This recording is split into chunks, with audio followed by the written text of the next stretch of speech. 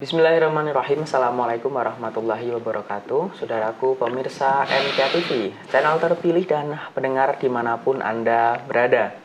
Puji syukur Alhamdulillah, senantiasa kita panjatkan kehadirat ilahi Robbi Allah Subhanahu Wa Ta'ala, Tuhan seluruh alam.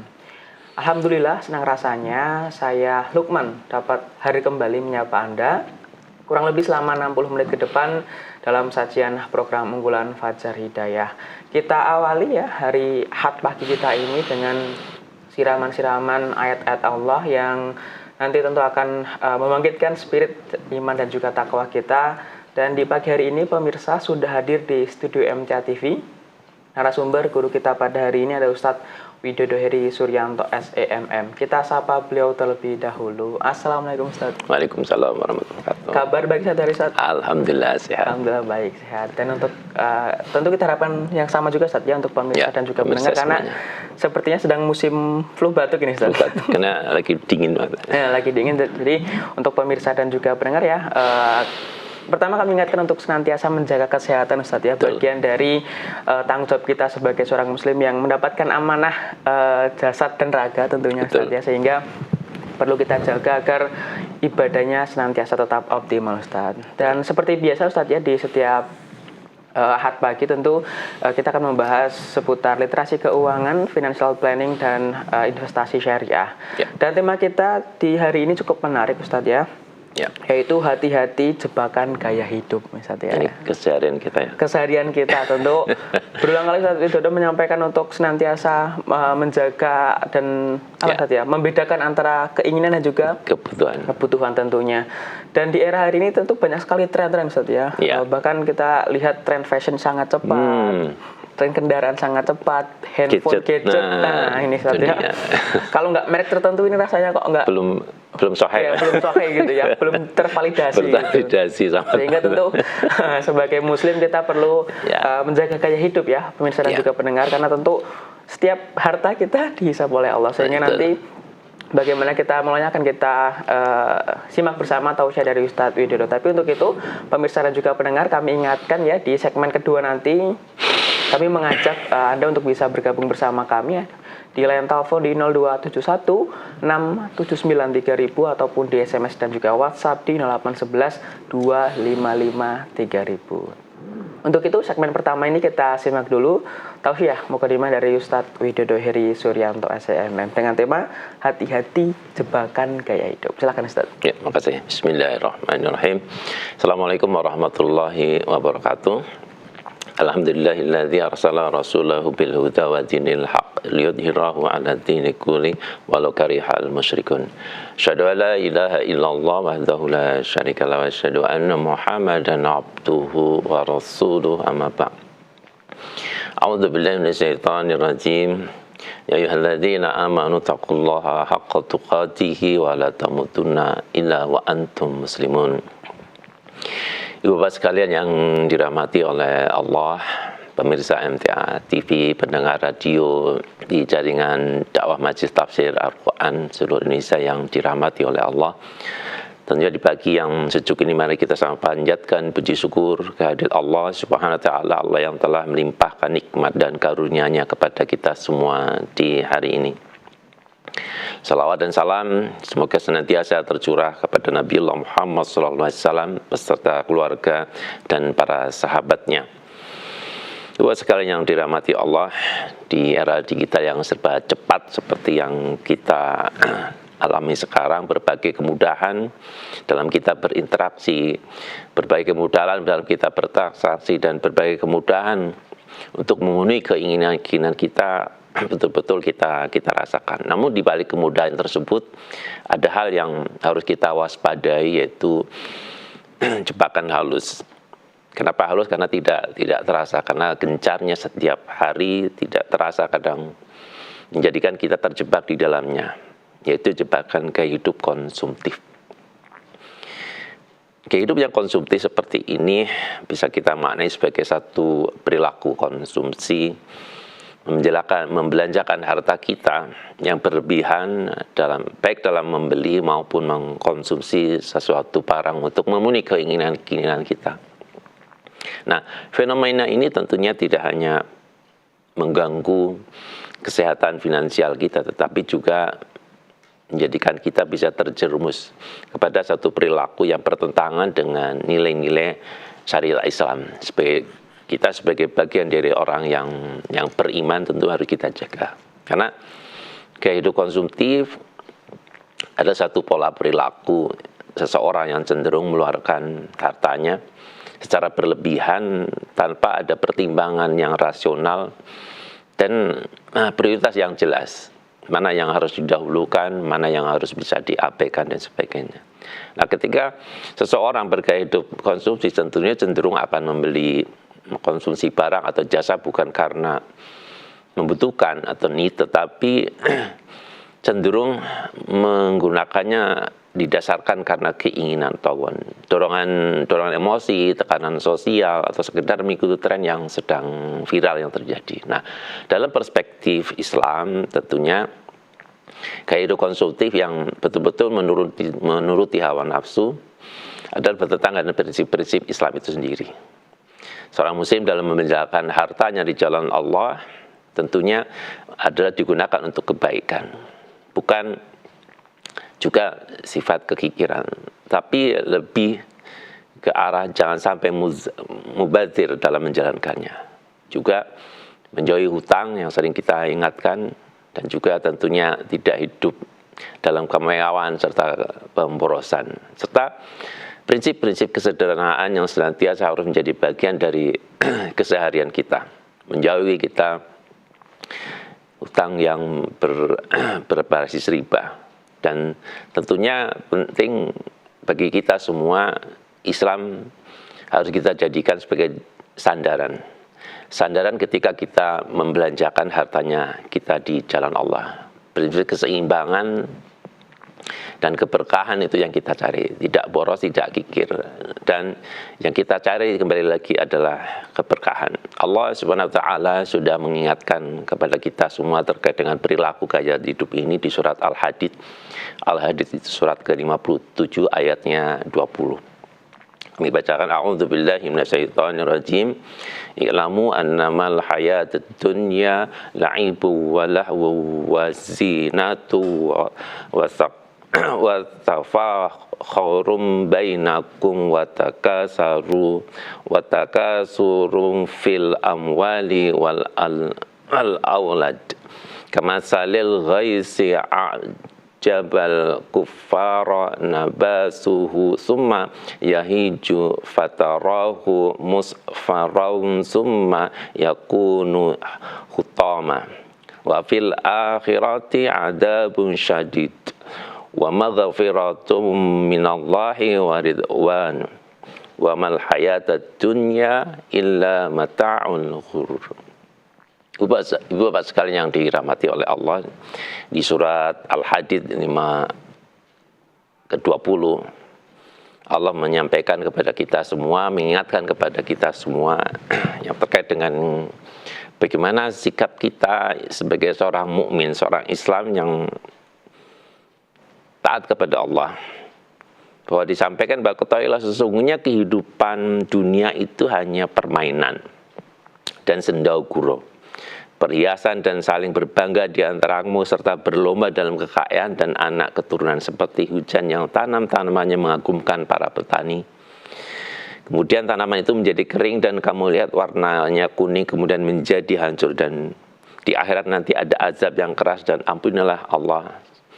Dan ampunan dari Allah serta keridhaannya dan kehidupan dunia tidak lain hanyalah kesenangan yang palsu. Yang perlu kita garis bawahi di sini adalah kehidupan dunia permainan dan sendaguro. Dan kecenderungan semua orang senang pada perhiasan, saling berbangga-bangga, berlomba-lomba dengan kekayaan dan keturunannya. Dan itu semua nanti akan hancur karena sifatnya sementara.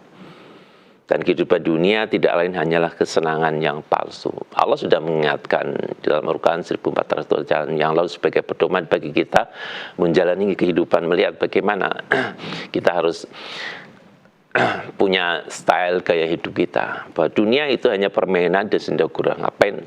Kenapa kita harus selalu FOMO, mengikuti tren dan sebagainya sesuai dengan kebutuhan dan kemampuan? Karena kehidupan tidak hanyalah kesenangan yang palsu kalau kita turuti sesuai dengan keinginan kita. Maka Ibu sekali yang dirahmati Allah, dalam kehidupan modern kekinian sekarang ini, berbagai godaan yang mendorong seseorang untuk terjerumus ke dalam gaya hidup konsumtif, tentunya banyak hal. Beberapa hal, salah satu misalkan godaan di sosial media yang sekarang luar biasa gencar, fenomena flexing, kita memamerkan kesuksesan, memamerkan benda-benda yang dianggap sebagai simbol-simbol kesuksesan. Itu juga tantangannya adalah godaan, kemudian akses keuangan digital. Belanja seolah-olah sudah di tangan kita. Juga pengaruh lingkungan, pengaruh keluarga juga sangat dominan. Inflasi gaya hidup, lifestyle inflation, setiap kenaikan pendapatan akan dikirungi dengan kenaikan belanja. Ini juga termasuk hal-hal yang bisa menggoda seseorang untuk mengikuti gaya hidup yang konsumtif. Maka hati-hati bagi kita semua, ibu bapak sekalian, kalau kita mengikuti gaya hidup ini, ada hal yang mesti harus diwaspadai. Ketika kita di dalam diri kita belanja impulsif, belanja tanpa perencanaan, kita masuk ke toko atau kita sedang melewati, kemudian ada sesuatu yang menarik, padahal kita tidak ingin membeli, tidak ada rencana untuk membeli, tapi karena gitu kita melihat ada sesuatu yang viral, ada sesuatu yang nampak dalam diri kita, ada promo dan sebagainya, kita langsung beli tanpa ada perencanaan. Dan juga ketika kita terjebak pada sulit untuk membedakan antara kebutuhan dan keinginan, disitulah kita sudah mulai terjebak pada kehidupan konsumtif. Kemudian ada rasa puas dalam diri kita ketika mampu membeli sesuatu. Nah, ini juga hati-hati kalau ada perasaan seperti itu. Dan dampaknya nanti pasti kita akan sulit untuk mengatur arus keuangan kita.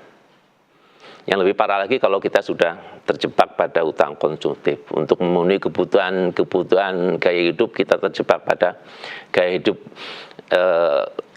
konsumtif, ketergantungan. Jangan sampai misalkan ada pinjaman online, apalagi belanja dengan pay later, apalagi Bapak dan Ibu sekalian yang hari ini mungkin menikmati fasilitas kartu kredit, bahwa itu bukan uang, itu hanya alat pembayaran. Hati-hati disebut. Dan jangan kita FOMO ngikuti tren, jangan seperti itu. Kalau kita sudah terjebak pada takut ketinggalan tren, nah itu berarti kita sudah mulai tanda-tanda kejebak gaya hidup.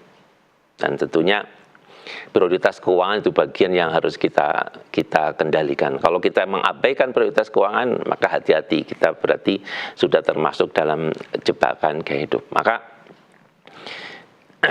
kalau kita sampai terjebak dalam gaya hidup, tentunya akan menjerat keuangan kita. Ada lingkaran setan, apalagi ada riba, bisa gali lubang, tutup labang, kehilangan aset kita yang berharga dan sebagainya. Ini secara fisiologis dan sosial tentunya kita menjadikan, kalau kita nurut gaya hidup, pasti akan ada kekhawatiran, kecemasan dan sebagainya. Dan bisa juga ketika keuangan kita terganggu karena mengikuti gaya hidup, stabilitas keuangan keluarga pasti akan terganggu dan tentunya akan berdampak kepada hubungan satu sama lain. Maka janganlah kita menuruti keinginan, menuruti hawa nafsu kita untuk membelanjakan harta kita. Dan yang lebih penting lagi adalah kalau kita sampai terjerumus ke dalam gaya hidup yang mengikuti hawa nafsu, maka keberkahan atas penggunaan harta itu yang akan menjadi hal yang harus kita waspadai. Kita bisa terjerumus ke dalam pemborosan itu termasuk dosa, dan tentunya ini akan dimintai pertanggungjawaban di hadapan Allah. Bapak sekalian yang dirahmati Allah, Nabiullah Muhammad SAW mengingatkan dalam satu hadis yang diriwayatkan oleh Al-Bukhari dari Nabi SAW. Beliau biasa berdoa, ya Allah, aku berlindung kepadamu dari dosa dan dari lilitan utang. Lalu beliau ditanya, wahai Rasulullah, mengapa engkau seringkali berlindung dari hutang? Beliau menjawab, sesungguhnya jika seorang terlilit hutang, ia akan berbicara lalu berdosa dan berjanji lalu mengingkarinya. Terkadang untuk menutupi gaya hidup kita, karena penghasilan terbatas, larinya ke hutang. Nah ini kalau sudah terjebak pada hutang, apalagi hutang sekarang itu luar biasa dampaknya dan mudahnya untuk akses, maka kita bisa terjebak pada hutang-hutang yang sifatnya cepat, pinjol dan sebagainya, yang di situ berbasis riba. Maka hati-hati buat sekalian pemirsa MTA TV dan pendengar radio, untuk betul-betul kita pastikan setiap kita membelanjakan harta kita di jalan Allah, pastikan itu betul-betul bermanfaat. Karena yang kita cari adalah keberkahan. Jangan sampai keberkahan itu hilang. Di surat An-Nisa ayat 29 Allah mengingatkan kepada kita semua, ya ayyuhalladzina amanu la ta'kulu amwalakum bainakum bil batili illa an takuna tijaratan an taradi minkum. Hai orang beriman, janganlah kamu saling memakan harta sesama dengan jalan yang batil. Nah, kebatilan di sinilah yang tentunya salah satunya adalah kita ketika hidup konsumtif, menghabiskan uang kita untuk gengsi, untuk pemborosan, adalah bentuk memakan harta dengan jalan yang batil. Akibatnya tentunya tidak akan membawa berkah. Justru perilakunya menjauhkan dari rahmat dari Allah. Ini yang harus kita kejar. Karena gaya hidup itu tentunya di akhirat nanti akan dimintai pertanggungjawaban oleh Allah. Sumalatus aluna yauma idin anin naim. Di surat Takasur ayat 8. Kemudian kamu pasti akan ditanya pada hari tentang kenikmatan yang kamu megang-megang di dunia, akan ditanya oleh Allah. Kalau kita sudah ditanya oleh Allah di dunia, kita sudah tidak bisa lagi mengelak. Pasti itu bagian dari yang harus kita pertanggungjawabkan. Karena setiap harta yang kita peroleh akan ditanya dari mana sumbernya dan digunakan untuk apa. Maka penting ibu bapak sekalian yang harus kita garis bawahi, mari hindarkan gaya hidup yang konsumtif. Tumbuhkan sikap qanaah dalam diri kita, merasa cukup atas rezeki yang Allah berikan kepada kita semua. Dan jauhi sifat israf atau pemboros, atau tabdzir atau menghambur-hamburkan harta di luar kendali kita. Dan kita teladani kesederhanaan Rasulullah SAW. Tidak ada salahnya bagi salah seorang di antara kalian jika menyediakan pakaian untuk hari Jumatnya dan pakaiannya untuk pekerjaannya, pakaian yang tentunya sesuai dengan kesempurnaan kita. Kita memilih apa yang menjadi kebutuhan kita dan tidak mengikuti apa yang diinginkan kita. Dan terakhir tentunya rencanakan keuangan kita dengan bijak, agar supaya kita bisa memprioritaskan mana untuk kita infakkan di jalan Allah, mana untuk keluarga, dan mana untuk kita menyisihkan harta kita untuk kita tabung, untuk investasi dan sebagainya. Dan mari kita bentengi diri, kita jaga diri kita, keuangan kita dan keluarga kita dari hal-hal yang bisa menyemburuskan ke dalam jebakan gaya hidup yang konsumtif. Insya Allah, semoga Allah meridhoi langkah-langkah kita. Yang penting bagi kita adalah dalam kita membelanjakan harta kita di jalan Allah, pastikan Allah ada di depan kita, Allah yang akan menjadi panutan kita semua, dan kita tiba Rasulullah SAW bagaimana beliau membelanjakan hartanya di jalan Allah, dan bagaimana sikap-sikap kesederhanaan qanaah itu bagian dari kehidupan kita semua. Semoga sedikit yang bisa kami sampaikan ini bisa memberikan pencerahan kepada kita semua. Terima kasih. Assalamualaikum warahmatullahi wabarakatuh. Waalaikumsalam warahmatullahi wabarakatuh. Baik, syukran, terima kasih Ustadz Yaitu Heri Suryanto atas tausiah yang disampaikan tentang bagaimana ya seorang muslim agar terhindar dari jebakan gaya hidup.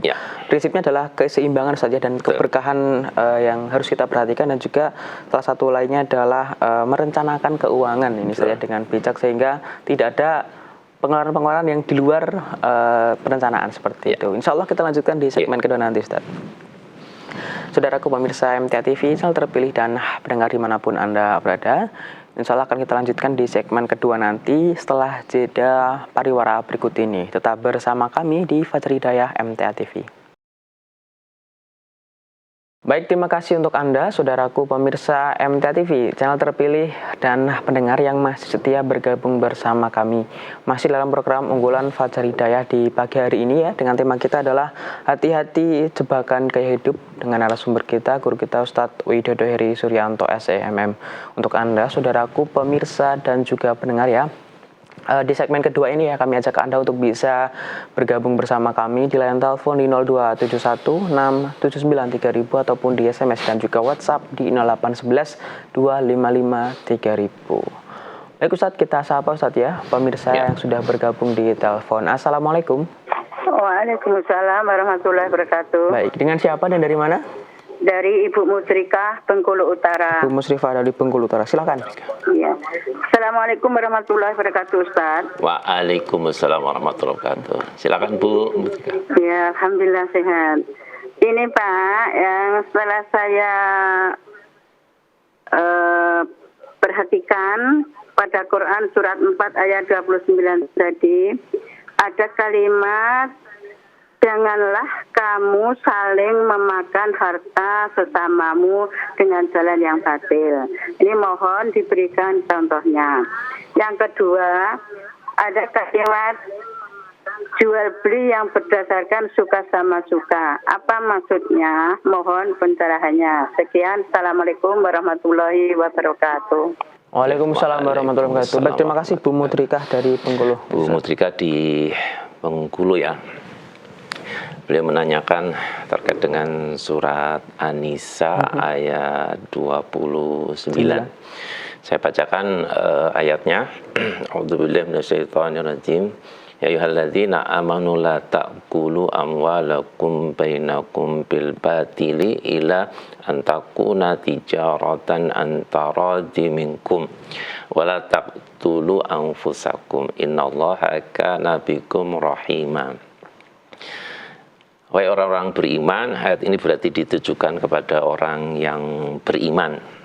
Janganlah kamu saling memakan hartamu janganlah kamu saling memakan harta sesama dengan jalan yang batil atau tidak benar. Khususnya dalam perdagangan yang berlaku atas dasar suka sama suka di antara kamu. Dan janganlah kamu membunuh dirimu, sungguh Allah Maha Penyayang kepadamu. Tadi ada dua yang ditanyakan, yaitu janganlah kamu saling memakan harta sesama dengan jalan yang batil, yang tidak benar. Ayat ini mengingatkan kepada kita semua sebagai orang beriman, ketika kita membelanjakan hartanya di jalan Allah, atau kita sedang bermuamalah, maka yang harus kita waspadai adalah jangan sampai kita menggunakan cara-cara yang batil, cara-cara yang tidak benar, misalkan menipu, kemudian ada transaksi riba, kemudian ada transaksi yang horor, yang penuh ketidakpastian dalam bertransaksi tersebut. Berapa harganya tidak pasti, berapa beratnya, ukurannya dan sebagainya, penuh ketidakpastian di situ. Dan juga untuk transaksi-transaksi untuk barang-barang yang tidak yang diharamkan oleh Allah. Kecuali perdagangan yang berlaku atas dasar suka sama suka. Suka sama suka berarti sama-sama ridho di antara yang bermuamalah tersebut. Tentunya ridho di sini adalah tidak ada intimidasi, tidak ada ancaman, tidak ada paksaan. Betul-betul ketika bermuamalah satu sama lain, sama ridho, sama-sama dilandasi pada keimanan dan ketakwanya kepada Allah, dilaksanakan secara jujur dan tidak dilakukan secara batil. Tidak ada yang dirugikan dalam bermuamalah.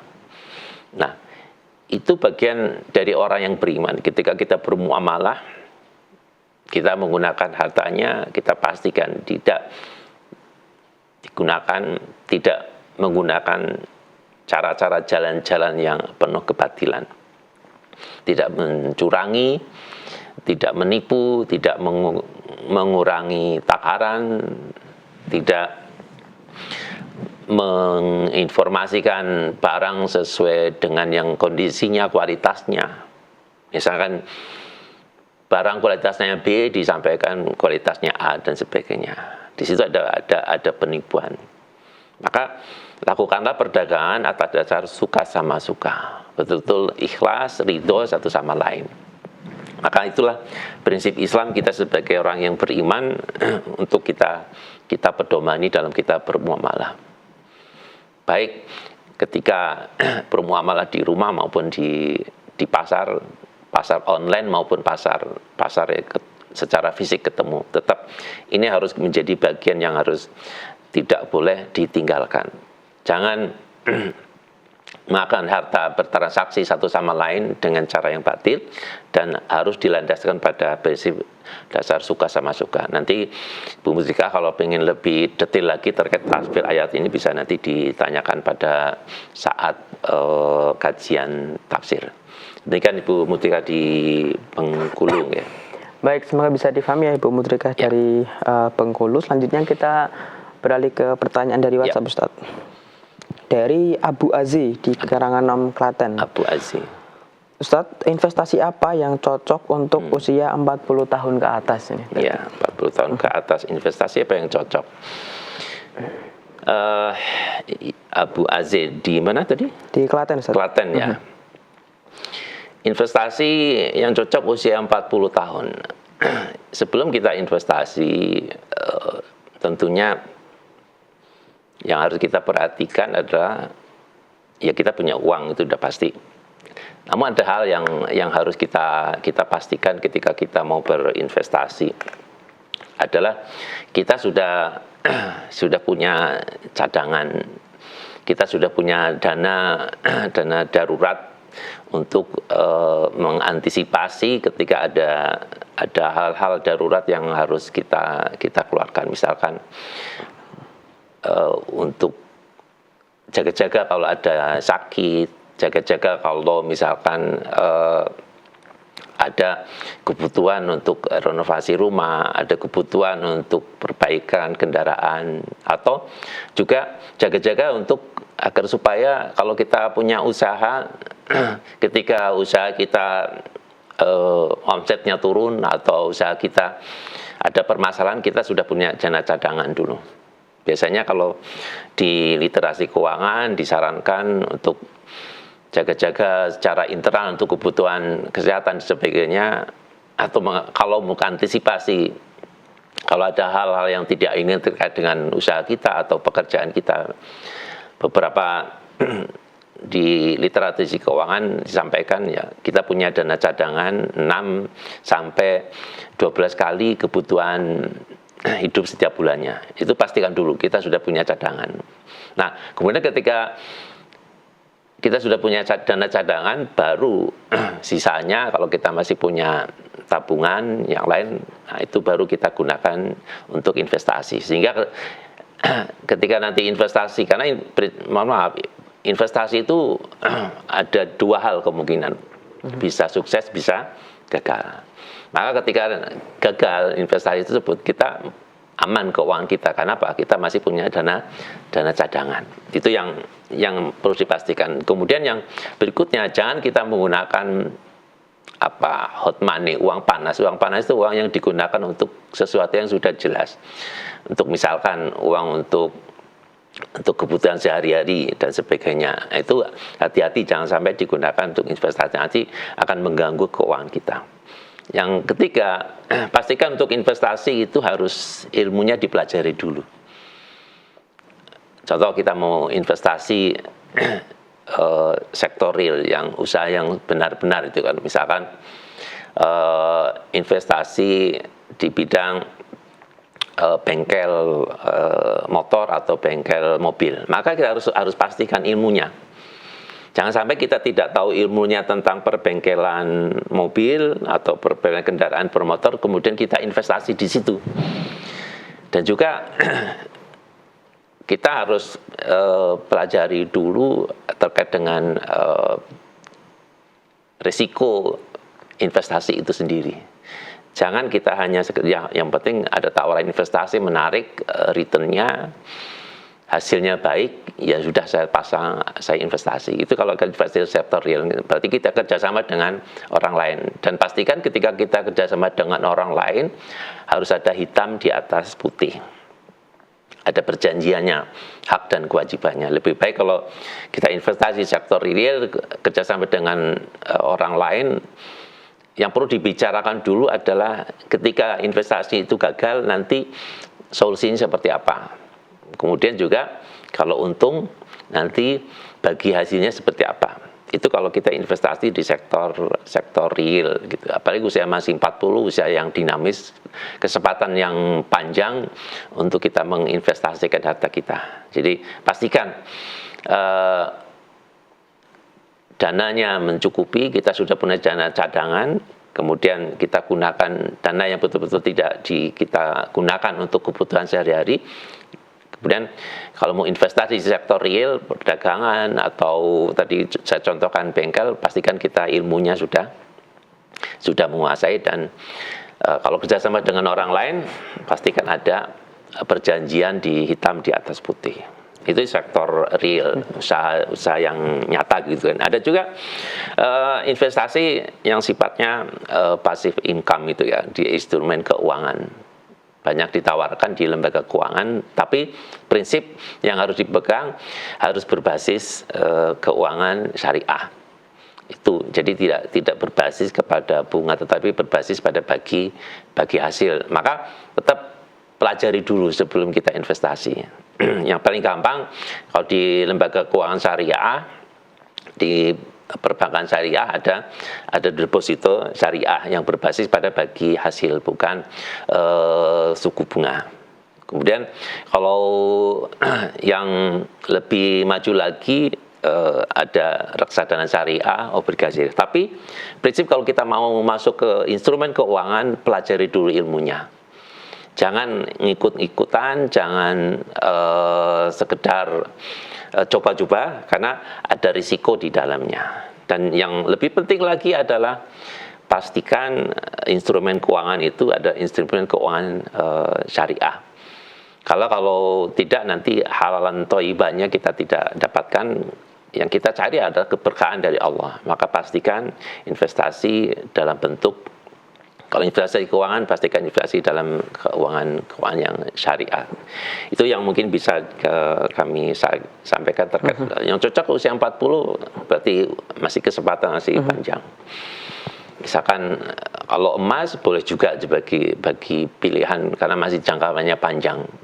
Kalau kita punya mau investasi di emas, minimal 5 tahun, 10 tahun akan semakin panjang, semakin bagus, karena harganya cenderung meningkat. Demikian bisa kami sampaikan. Baik, semoga bisa difahami ya, Abu Azi dari Karanganom di Klaten. Berikutnya Ustadz dari Bu Surya di Solomadu, Karanganyar. Bu Surya, Solomadu. Ustadz mau bertanya, apakah saham di bank syariah itu halal, Ustadz? Oh iya. Ibu Surya. Bu Surya di Karanganyar ya. Saham di bank syariah, berarti memiliki saham bank syariah gitu. Mungkin maksudnya seperti itu ya. Itu ya, Mas. Ya. Memiliki saham bank syariah. Ya, insya Allah kalau kita beli saham bank syariah ya, bank syariah di Indonesia. Tadi saya sampaikan, ketika kita mau investasi, pastikan ilmunya kita sudah tahu mengenai halal haram. Kemudian sebelum kita membeli saham, yang pastikan perusahaan tersebut dalam usahanya tidak ada hal-hal yang bertentangan dengan syariat Islam. Pastikan produknya produk yang halal, dan itu menjadi skala prioritas dulu yang harus kita pelajari dulu. Ketika kita sudah yakin bahwa perusahaan itu produknya halal dan kemudian punya prospek yang bagus, dan investasi itu kan pasti mengharap return ya, mengharap hasil. Kalau investasi saham ada dua, yaitu nilai saham yang naik. Yang kedua adalah setiap tahun mendapat dividen. Maka pelajari dulu apakah perusahaan tersebut setiap tahun memberi dividen atau tidak. Yang berikutnya, saham itu nilainya naik apa turun. Nah, dan setiap investasi itu pasti ada risikonya. Maka kalau apakah saham di bank syariah halal atau tidak, ya maka pelajari dulu. Insya Allah kalau memang usahanya berprinsip syariah, insya Allah halal. Maka kalau kita mau investasi di saham, pelajari dulu perusahaan tersebut. Biasanya di websitenya ada prospektus, ada di situ ada penjelasan mengenai siapa pemiliknya, siapa apa usahanya, produk-produknya seperti apa. Nah, kalau kita sudah bisa memastikan bahwa usahanya berbasis sesuatu yang halal, itu bisa kita gunakan. Tapi sekali lagi, pelajari dulu ilmunya, karena investasi ada dua kemungkinan, bisa untung, bisa rugi. Demikian yang bisa kami sampaikan. Baik, semoga bisa difahami. Dan ini saja, kalau untuk saham sangat kompleks Ustaz ya, sehingga memang perlu dipelajari terlebih dahulu agar meminimalisir resikonya tentunya. Ya. Baik Ustaz, ini ada di luar tema dari Bu Sutinah di Oku Timur. Ya. Ustadz izin bertanya, apakah hukumnya wanita yang memakai minyak wangi, dan apakah boleh memakai pewangi baju yang digunakan saat mencuci, Ustadz? Iya. Nah, ini seperti apa hukumnya gitu? Memakai wewangian buat wanita. Kalau buat pria malah disunahkan. Ya, disunahkan kalau pergi ke masjid. Tapi khusus untuk wanita ini, di dalam satu hadis yang diriwayatkan oleh Muslim, hadis nomor 443, punya hadis, idza syahidat ihdakunal masjidah fala tamassa tiban. Jika salah seorang dari kalian para wanita menghadiri sholat di masjid, maka janganlah ia menyentuh wewangian. Ini satu hadis yang diriwayatkan dari Zainab As-Sakiyah, istri Abdullah bin Mas'ud. Derajat hadisnya insya Allah sahih. Dari hadis ini aja Islam mengajarkan kepada kita agar khususnya wanita agar menjaga supaya tidak timbul fitnah, godaan. Ketika seorang perempuan keluar dari rumah, meskipun itu tujuannya pergi ke masjid, pergi ke masjid saja untuk ibadah. Rasulullah mewanti-wanti, jika salah seorang di antara kalian menghadiri sholat di masjid, maka janganlah ia menyentuh wewangian, tidak boleh memakai wewangian. Apalagi kalau ke pasar, ke tempat kerja dan sebagainya. Cukup gunakan kalau misalkan parfum di baju untuk yang mencuci gitu ya. Ada merek-merek tertentu yang tertentu ada wangi, ya pilihlah yang kira-kira yang lembut, yang tidak menggoda gitu kan.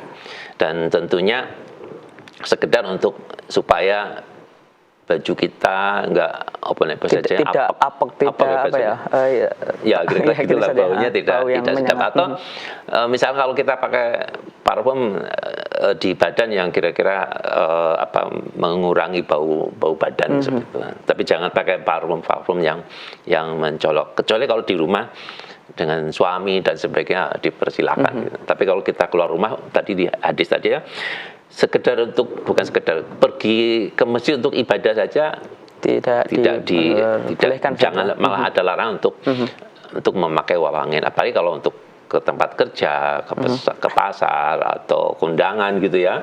Nah, itu apalagi kalau ada parfum tertentu, begitu orang melintas itu orangnya sudah pergi, parfumnya masih tertinggal, terasa. Nah, itu dia. Itu hati-hati karena ini akhlak dan akhlak seorang muslimah, dan juga bagaimana Islam mengangkat derajat seorang untuk menjaga diri saja. Gitu. Baik. Ya, demikian yang bisa. Baik, semoga bisa difahami Bu Sutinah. Jadi poinnya adalah memang bagaimana dari aroma itu tidak menimbulkan ini saja fitnah sebagai hal-hal yang kemudian nanti akan merugikan seorang musliman. Tapi tadi poinnya ketika mencuci menggunakan pewangi atau parfumnya ini diperbolehkan selama masih dalam batas wajar yang tidak sekedar baunya apek seperti itu. Gitu. Baik Ustadz, terima kasih. Seperti yang menjadi pertanyaan terakhir Ustadz. Insya Allah akan kita lanjutkan di pekan berikutnya. Saudaraku pemirsa MTA TV, channel terpilih dan mendengar dimanapun Anda berada. Demikian tadi kebersamaan kita dalam program unggulan Fajar Hidayah di pagi hari ini. Akhirnya, saya Lukman mewakili segenap kru yang bertugas mohon maaf dan pamit undur diri. Subhanakallahumma bihamdika asyhadu alla ilaha illa anta astaghfiruka wa atubu ilaik. Terima kasih dan assalamualaikum warahmatullahi wabarakatuh.